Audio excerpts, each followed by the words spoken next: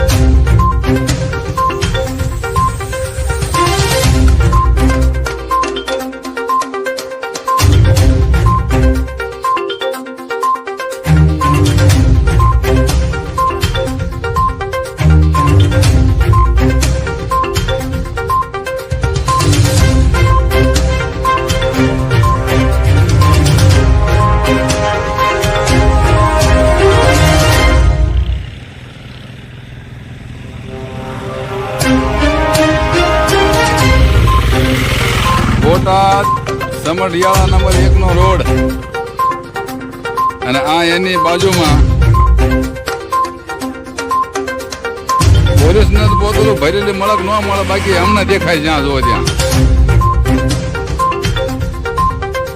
સરકાર બદલવી જરૂરી છે જો ગુજરાતને વ્યસન મુક્ત કરવું હોય તો। કહેવાથી ગુજરાતમાં દારૂ બંધી એના ધજાગરા ઉડે છે આ રોડ કાંઠે ખાલી બોતલો અંબાર પડ્યા જ્યાં જોવે ત્યાં।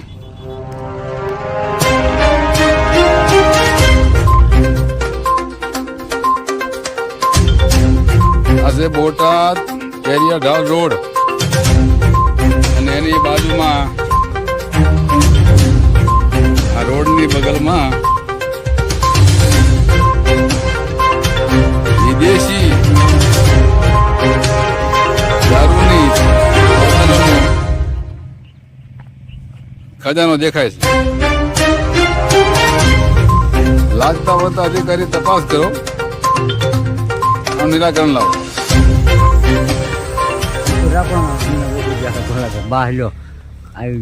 જય ભીમ સાથીઓ, હું છું મંજીભાઈ સોલંકી, રાષ્ટ્રીય પંચાયત એકતા મંચ રાષ્ટ્રીય અધ્યક્ષ અને ગઢડા વિધાનસભાના પૂર્વ ઉમેદવાર। બોટાદ જિલ્લાની માલપા અને ગુજરાતની માલપા આ ઇંગ્લિશ દારૂની બોટલો ક્યાંથી આવે છે અને કોણ વેચે છે એ અમને ખબર નથી, પણ પોલીસને તપાસ કરવી જરૂરી છે કે ખાલી બોટલો ક્યાંથી આવે છે।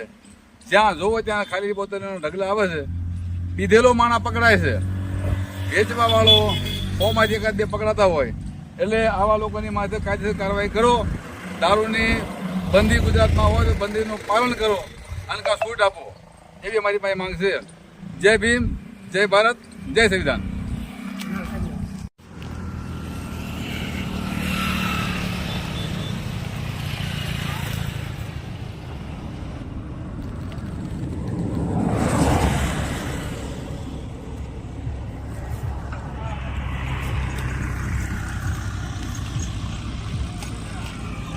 ગુજરાત પોલીસ જોઈ લો, આ હાઈવે રોડની બાજુમાં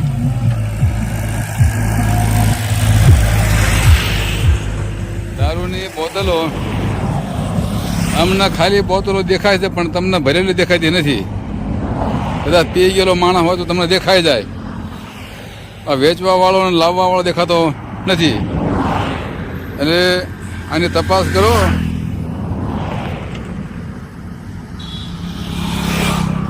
અને દારૂબંધીની સખ્ત પાલન કરો।